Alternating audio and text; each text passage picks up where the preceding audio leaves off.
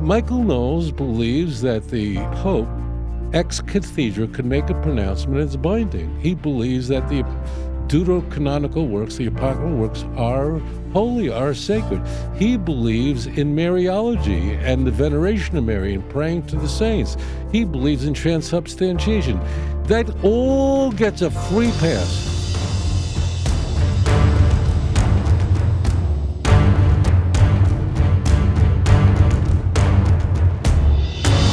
This is really strange. I came home Yom Kippur the previous year.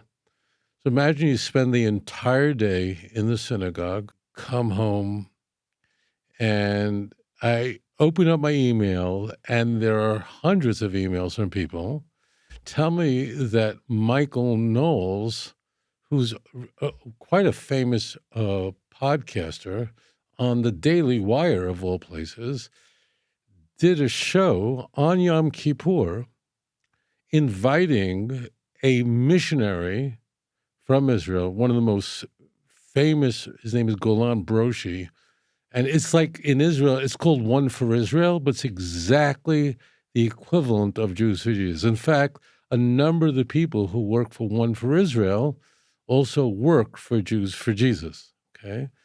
So, and they're saying, like, what's the deal? Why does Michael Knowles have a missionary on talking about why Jews should believe in Jesus on Yom Kippur? Now, just so you know that the time difference from New York and Israel is typically 7 hours. So I'm like getting this after Yom Kippur is over and still Yom Kippur in the United States. And I'm like flabbergasted because, like, why would you have, Broshi on? Why would you have a missionary on whose raison d'etre, that means One for Israel? It's a nice name, right? But One for Israel, their whole purpose is to convert Jews to Christianity, not using that term. A point about Michael Knowles. Michael Knowles is a conservative, and that's why he would be on the Daily Wire. He's Roman Catholic and a very conservative Roman Catholic. Now, just a caveat, when I say conservative Roman Catholic, I do not mean he's a traditionalist like Mel Gibson or Taylor Marshall. These are guys who are in an extreme world in that they don't even believe in Vatican II, and they hold that these popes are apostate popes. He's not that. And one other point about him, I never met him, never seen him. I don't really follow him. It's not my genre, but he seems like a nice guy. He seemed like a nice fellow. But he definitely would like Jewish people to believe in Jesus, and of all things, to go on, to go on Yom Kippur. And he, like, I was wondering, did he get into a fight with somebody? Did, like, his accountant, like, why? And One for Israel very much wants to convert Jews to Christianity, and they fiercely despise the oral Torah.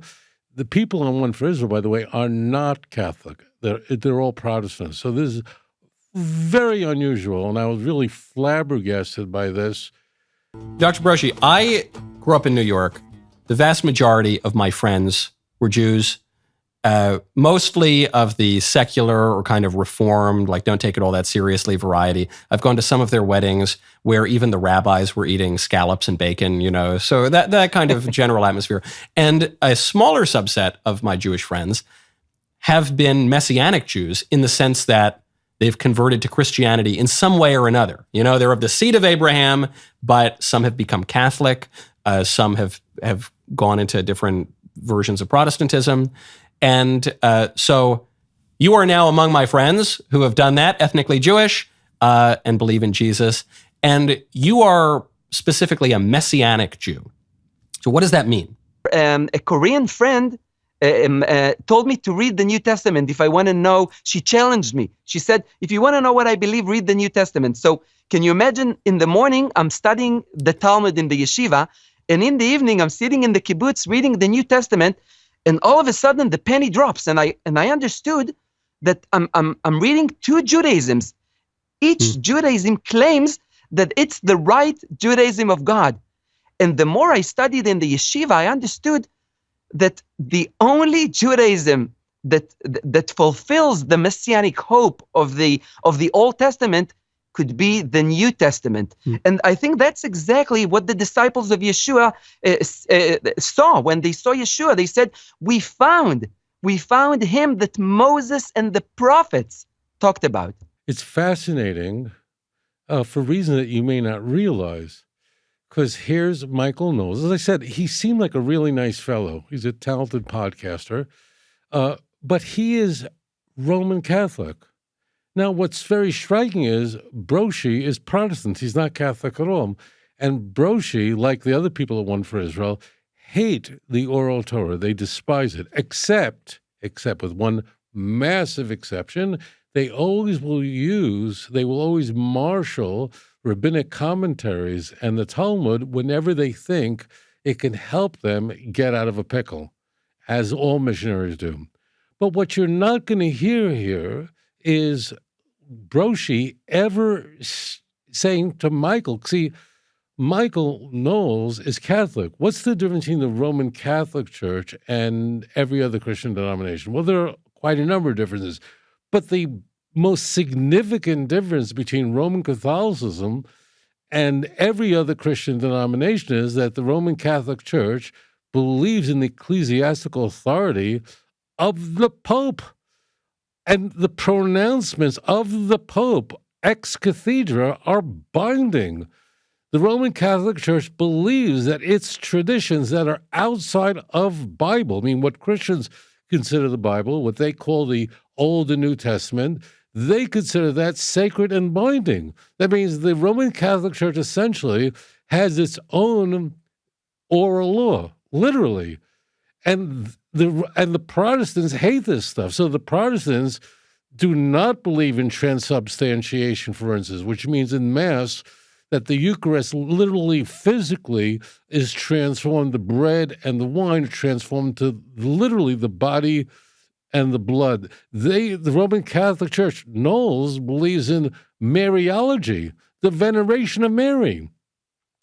Broshi doesn't believe that, and Broshi doesn't have one word to say about that. So this is so striking on so many levels, because here, Golan Broshi just, without stop, attacks the oral law, and he's going to do it in this interview constantly, but he doesn't have one bad thing to say about purgatory, nothing. The Assumption of Mary, nothing.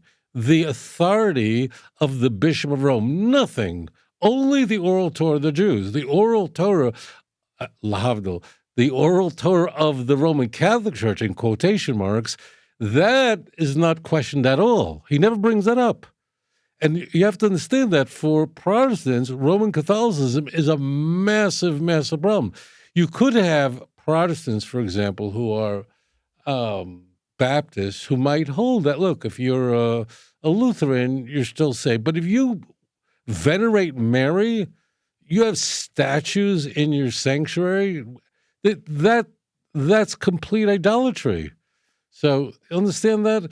The point is, it's not against Michael is an unusual person in that, I think it needs to be said, I have shared with you in the past that generally speaking, Roman Catholics are not into Jewish evangelism. That's very general. That's a very broad brush. But generally speaking, the missionaries you know about and that we talk about are almost always Protestants. They're evangelical Christians. They typically are Christian Zionists. So you're not going to have former Speaker of the House, Newt Gingrich, who's a Catholic. He's not going to try converting Jews. It's just extremely unlikely. But Michael Knowles really does want Jewish people to convert to Christianity. I mean, he's really into it, and brings them on Yom Kippur, which is very odd, very strange. I don't know why. Nothing Broshi is saying calls into question what the Roman Catholic Church says. And moreover, he says, I read the Talmud, then I read the New Testament, he just accepted the New Testament. It's really quite bizarre. This reminds me of a historical matter. There's something called the Disputation of Paris in 1240. And this was under the reign of St. Louis IX of France. And there was a Jew named Nicolas Danan. And he was, but he was not a rabbinical Jew or a Talmudic Jew. He was a Karaite Jew. And so he was all Torah focused, not Talmud focused. And he basically came to the conclusion that you came to. He said Jesus is who he says he is. He actually is the Jewish Messiah. And he converted. I think he became a Franciscan. He converted to a Catholic religious order. And then he held this big public debate, or he got the authorities to hold a big public debate, where the Christians were debating with the rabbinical Jews, with the rabbis, over the Talmud.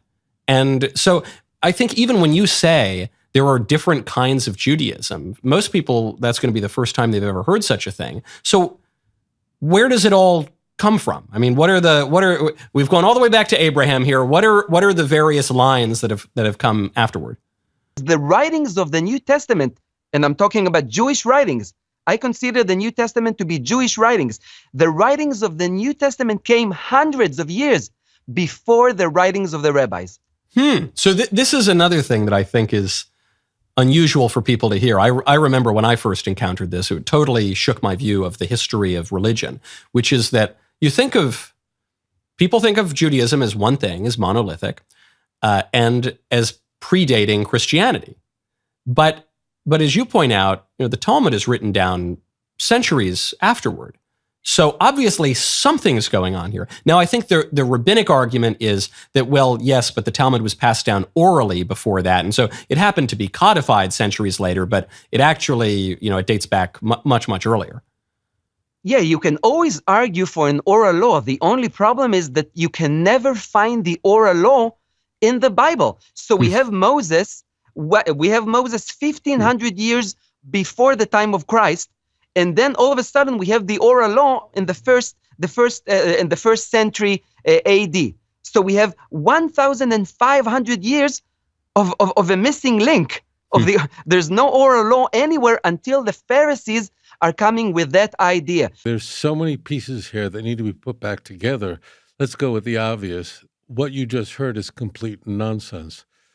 What Broshi has said is that you can't find any oral law in the New Testament, prior to the New Testament. The Christian Bible itself claims that the Pharisees and scribes, those are the people who believe in the oral law, sit in the seat of Moses. Whatever they tell you, you must follow. Matthew 23, verse 1 and 2. Now, this chapter, I'm bringing a hostile witness because Matthew 23, which is essentially a Q source, is going to attack the rabbis, attack these, but not on the content. Moreover, you have contributors to the Talmud in the Christian Bible. So what is he even talking about? And as it turns out, Michael Knowles is correct. It is true that the Talmud, as we have it, was finally fully codified and edited in about the year 500. But you have the Baalei Mishnah, the Tanoim, the author, contributors to the author of the Mishnah in the Christian Bible. Rabbi Gamliel is very prominently in the book of Acts, and the claim is in the book of Acts that Paul was a student of Gamliel. Gamliel is in the Mishnah. This claim is so bizarre, you have no idea. You have phylacteries, which is all oral law, in the Christian Bible. In fact, in the Christian Bible, Pharisaic Judaism, now, the word Pharisee or Pharisaic, this is an anachronism. So it is the exact equivalent of Orthodox Judaism. So we hear Pharisaic Judaism, that means Orthodox Judaism. The term Orthodox is only a few centuries old. It was just coined to differentiate what has always been normative Judaism and other groups that would emerge, okay? So Pharisees are the Pharisaic Judaism in the Christian Bible, meaning you believe in the written and oral Torah, is in the Christian Bible as the gold standard. In fact, in the Sermon on the Mount, which is famously in Matthew 5 through 7, in Matthew 5, we are told that Jesus says that unless your righteousness exceeds that of the Pharisees and scribes, that you can't even go into heaven. It literally says that. Paul, when advertising that his credibility, which Paul does incessantly, he claimed that he was a Pharisee. That means he believed in the oral law. Incidentally, the Tzaddukim, the Sadducees, did not believe in the oral law, And that was their chief disagreement, also life after death.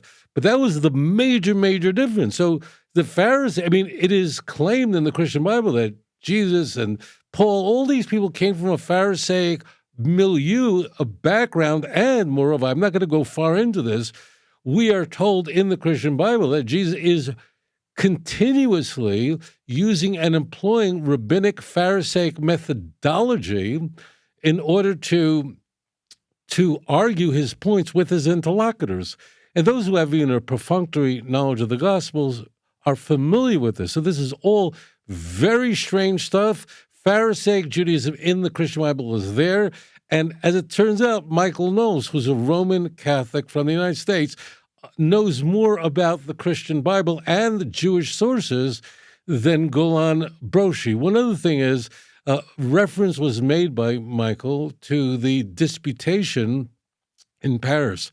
That was a nightmare. It took place in 1242. The interlocutor there, he's quite right, was Nicholas Donin, who became a Franciscan, and the debate that took place in France was a nightmare. And the debate was not if Jesus is the Messiah, but rather when Nicholas Donin, as it turns out, as you know, when Jews join the other side, and you know, like today, some of the most fierce anti-Israel people, the most anti-Semitic, many of them are Jews. It's just the way it is. I don't need to tell you. So, I mean, Karl Marx was a virulent anti-Semite. Bobby Fischer, widely considered one of the greatest chess players that ever played the game, was a unbelievable anti-Semite, Holocaust denier, blamed the Jews for 9/11. These were Jews. So as it turns out in history, when Jews become apostates, watch out. They will always come at the Jewish people with a tear that like no one else. What happened at the Paris debate was, those of you guys who live in St. Louis, it's named after St. Louis IX, who was a very, very conservative Roman Catholic and a big anti-Semite. And the claim of Nicholas Donin was that the Talmud contains curses and blasphemy against Jesus and Mary. And led by Rabbi Achille Paris, who was the chief rabbi of Paris, it was a defense in which Rabbi Achille Paris had to defend the Talmud from such charges. I mean, because of Nicholas Donin and the agitation, many thousands of Jews were killed. He was a horrible person. And in that debate, which ultimately was a kangaroo court, it was a done deal. There was no chance. Ultimately, every manuscript of the Talmud was burnt. 24 cartloads of Talmuds were burnt in front of where the Louvre is today. So, and you notice that Golan Broshi just nodding his head. I don't know if how familiar he is with Jewish history or not. You know, he has a doctor in front of his name. I don't know what he knows, but he's like nodding, and there's no pushback against this. That was not a debate whether Jesus is the Messiah. That was a debate whether the Talmud contains blasphemy against Jesus and Mary. Like, never is the New Testament held on trial by the Jews. So these pieces are going from bizarre to completely out the window. Now, he said there was nothing in the Tanakh at all that would be evidence of an oral law. You know, it's a very strange thing to say that there's no oral law in the Tanakh when the very vowels that go beneath the letters are all oral Torah. Now, this may seem strange to you, the viewer, but there's a reason why. If you look at a printed Hebrew Bible, there are vowels, but if you look at, for example, the Dead Sea Scrolls, there are no vowels, right? So all the entire vowel system and all the grammar that you see, the asnachta, the end of the sentence, all of that is all oral Torah.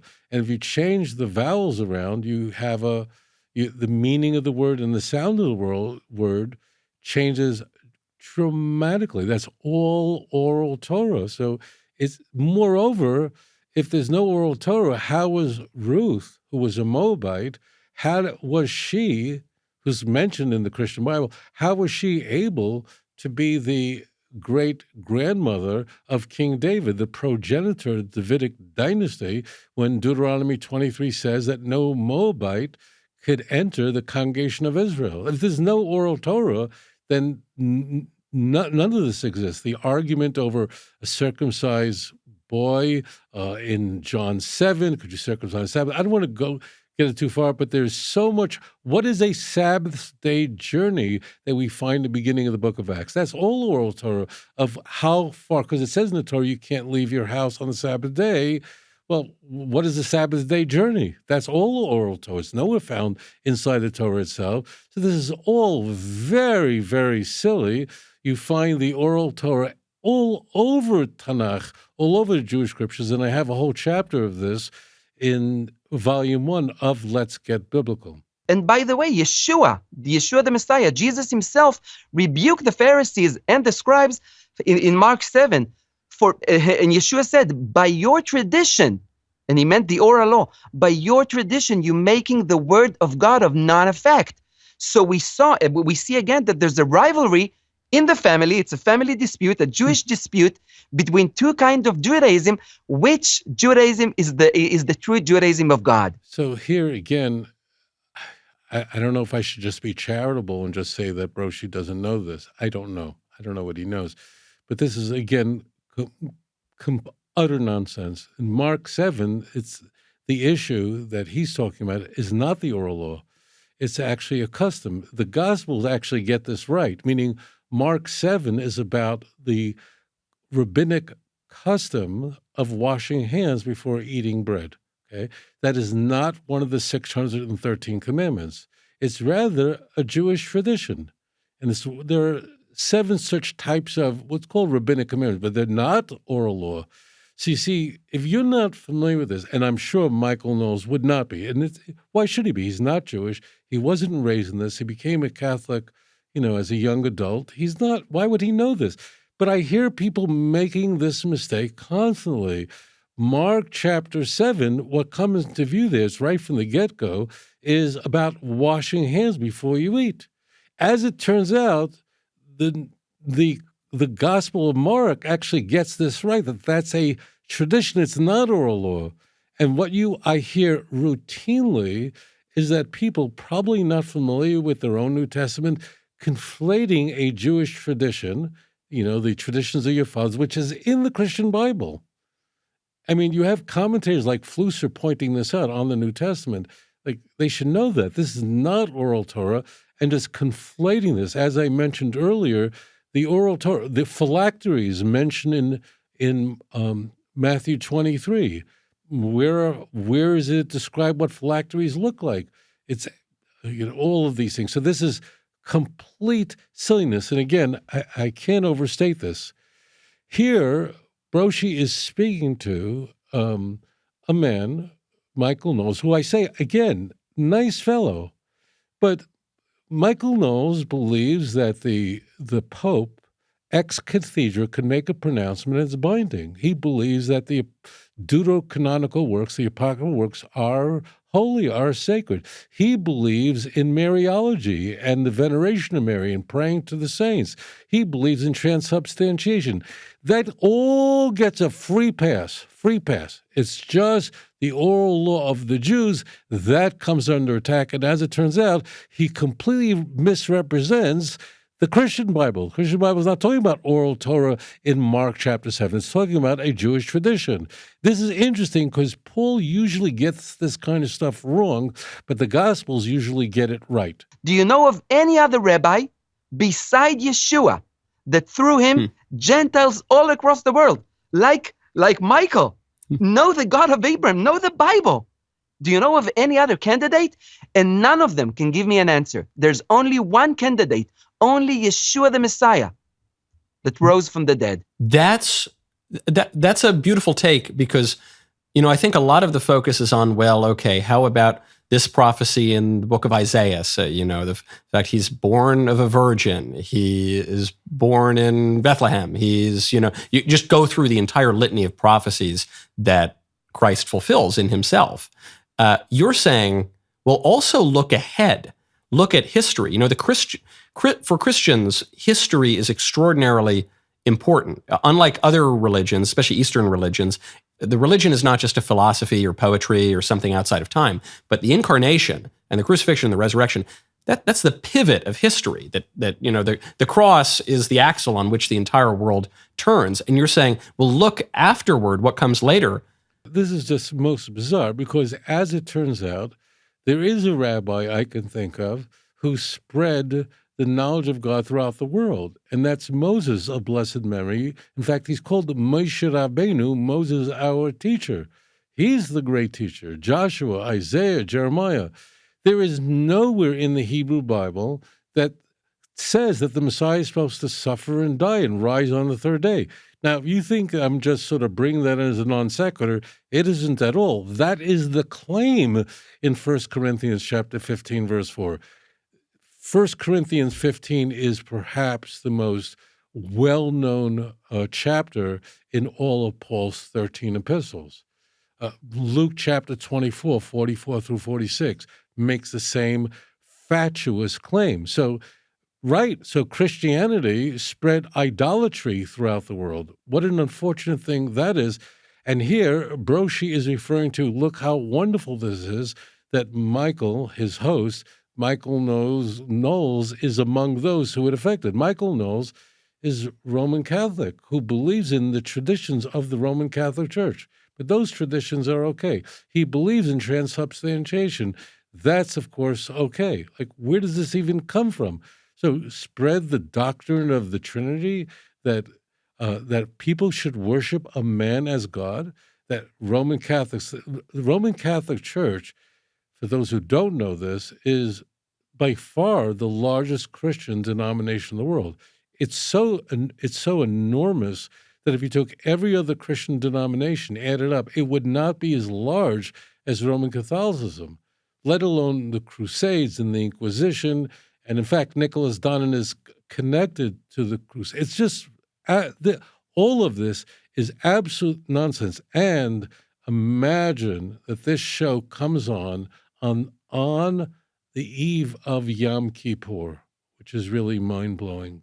And one of the biggest challenge we get from Israelis, even family members, is, but aren't you making Yeshua God? Aren't you making Jesus a God? And we're saying, wait a minute, did God resurrect him from the dead? Because it all stands or falls on the resurrection. If God raised him, why would God raise a false prophet from the dead? Why would God do that? And of course, most Israelis, like I did before I got saved, most Israelis never read the New Testament for themselves. Most of them never read the Bible, the entire Bible.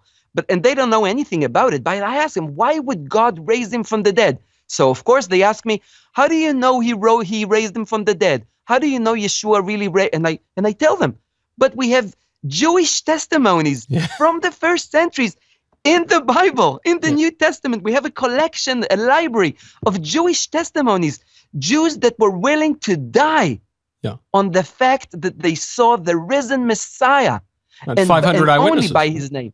Yep, exactly. Right. Exactly. Yes, and they don't have an answer. So that is mind-blowing because, as it turns out, that's exactly what we don't have. Number one, we don't have any prophecy anywhere in the Hebrew Bible that says the Messiah is supposed to die and rise 3 days later. Nowhere. Two, and most striking about what you've just heard, is, as it turns out, the Gospels nowhere claim that they were written by Jews. The Gospels nowhere identify who are the authors of the Gospels, and none of the Gospels authors say that I saw this. Nowhere. That means he's making claims that aren't even in the Christian Bible. That means Broshi is more Christy than Matthew, Mark, Luke, and John. The authors of the New Testament don't claim to be Matthew, Mark, Luke, and John. Now, this is a point that people mess up a lot. It is, in fact, a Catholic tradition, so striking, that Matthew, Mark, Luke, and John were written by the people who those names are. But who was the person who came up with that? It was Irenaeus, definitely Catholic, totally Orthodox, who in about the year 180, meaning late 2nd century, he was the Bishop of Lyon. modern-day France, who assigns these names to these books. It's not like the books weren't around. They were. But it is the Roman Catholic Church that says that Matthew wrote Matthew. Nowhere in the book of Matthew does it say Matthew wrote Matthew. Now, I just want to make this point because everyone messes this up. Okay, we have books in Tanakh that are anonymously written. We do, okay? We have a tradition that these books, certain books, are written by certain people.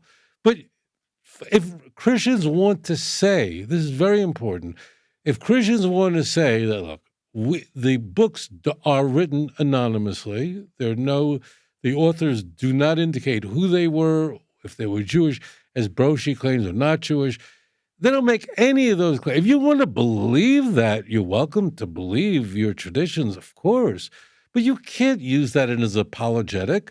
So if somebody says, look, I have no proof that Samuel wrote the book of Ruth, I have no proof, but I believe it on faith that he is the author, or that Jeremiah is the author of the book of Kings. I can say that. There's no evidence, but I can't use that as proof. And that's what they're doing. So this is very, very important. Everyone gets this wrong. Christians are entitled to believe in whatever traditions they are. These happen to be Roman Catholic traditions. But you can't say that there is evidence for this because the authors of the Christian Bible don't claim to be eyewitnesses. None of them say, I saw it. In fact, in the book of Matthew, the only mention of Matthew, the tax collector, is found in Matthew chapter 9, verse 9, where Matthew is spoken of in the third person. And it doesn't say that Jesus came to me. It says Jesus came to him and he got up and went with him. So this is completely not supported by the text. And then Broshi, I don't know, he sort of went along with what Michael said, that Jesus appeared to 500, and he's referring to the resurrection there. Well, that claim is only made by Paul. Now, why is that significant? So it's only made by one of the authors. I mean, the most prolific of the authors in the New Testament. He wrote basically half the New Testament. But why is that significant? Because Paul was not an eyewitness to Jesus' resurrection at the tomb. Paul didn't even believe in Christianity at the time. He claims to have been persecuting Christians. Maybe true, maybe not. I don't know. But the key is Paul's making that claim. Paul wasn't around, so it's all hearsay. This is complete nonsense. You don't have any. He further said that these eyewitnesses, who were authors of the Christian Bible, willingly died for their religion. And no, where does it say that in the New Testament? Where? Please tell me. Anywhere in the Christian canon does it say that the apostles, that the disciples of Jesus were willing to die and willingly died for their religion? Doesn't exist anywhere. Okay? Doesn't exist anywhere. Yeah, you have James, the brother of John, who gets killed. We find in the book of Acts. Doesn't say that he willingly died. Doesn't say that. I mean, Joseph Smith was killed because of his religion, but I'm sure most Christians wouldn't be moved with that because Joseph Smith hoped to not get killed, and he happened to have gotten killed, but he did get killed because of his religion.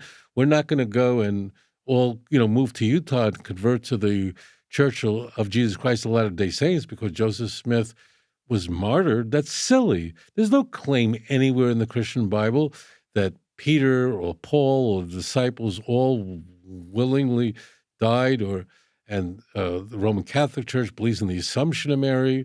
Like, why isn't he pointing any of this out? So this is all very, very silly.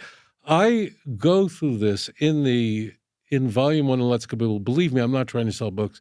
I never point this out, but I do here because I go through many, many examples in the Christian Bible where the oral Torah is used as a device by Jesus in order to defend the actions of his followers, like eating kernels of wheat on the Sabbath day. He uses a rabbinic law to save a life. You're allowed to violate the Sabbath.